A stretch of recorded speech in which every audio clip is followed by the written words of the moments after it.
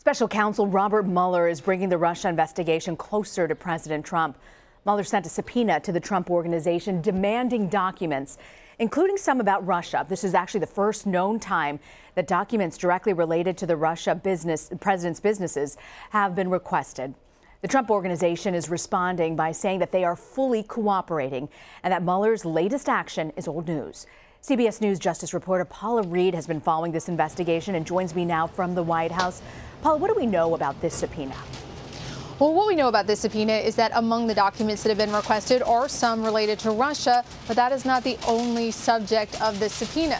This is, of course, as you noted in the introduction, this is one of the first times we've heard about the special counsel requesting documents related to the president's private business. So it really is a sign that the investigation is indeed getting closer to the president.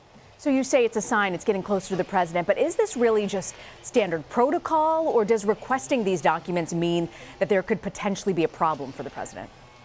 Well, there's two ways you can get these documents. You could ask for them, or you can use a subpoena. It's a very common tool for prosecutors and investigators. There's a very low standard. But what is not clear at this point is whether Robert Mueller had to do this because he's already asked and they said no, or if he's doing it to send a message. And of course, that message would be, you can't hide things from us. We are going to get everything you have, so you might as well just turn it over voluntarily. The message here is that he is not asking, he's telling. Do you get a sense, Paul, of how these documents might affect the Russia investigation going forward? Well, the big question here, Rena, is whether or not those Russia-related documents, whether or not that's part of the counterintelligence aspect of this investigation into Russian meddling, or whether or not there is some sort of other avenue, some sort of financial crimes, most likely having to do with foreign money that they're trying to investigate. That's a really big question in terms of how this will impact the investigation. But of course, this is just another sign that this is nowhere near wrapping up, despite White House claims that this is all going to be over soon. We know that from the subpoena. We know this because Paul Manafort, the first trial, that's not going to start until the fall. We also know the special counsel's office has a budget that will fund them at the same level they're funded now through next year. So there are also reports that we've been following about former FBI number 2 Andrew McCabe, who oversaw the Russia investigation briefly before Robert Mueller, could be fired today. What do we know about this, Paula? Well, the Attorney General has a big decision to make because an internal FBI watchdog has recommended that he be fired because he misled investigators about a conversation he had with a reporter about what the FBI was doing related to the Clinton Foundation.